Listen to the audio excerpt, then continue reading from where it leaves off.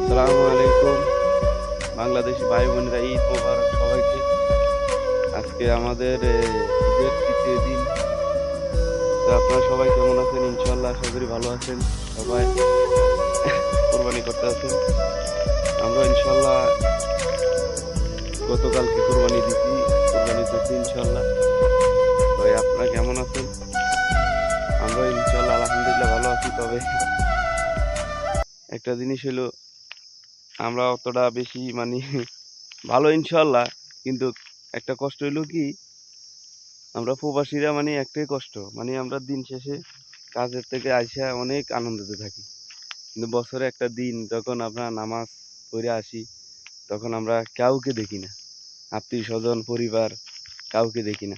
আমার বাংলাদেশি ভাই বোনেরা ইনশাল্লাহ বছরে একটা ঈদ আইলে তাকে একটা আনন্দ, তারা পরিবার পরিজন নিয়ে থাকতে পারে, সবারই নিয়ে একটা আনন্দ উৎসব করতে পারে, সেইটা আমাদের ভিতরে নেই। নাহলে আমরা ইনশাল্লাহ সব পদে হেপি আছি, কিন্তু আমরা এতটুকু পার্থক্য যেন আমরা আত্মীয় স্বজন নিয়ে একটা বছর একটা ঈদ আসলে আমরা তা পারতেছি না।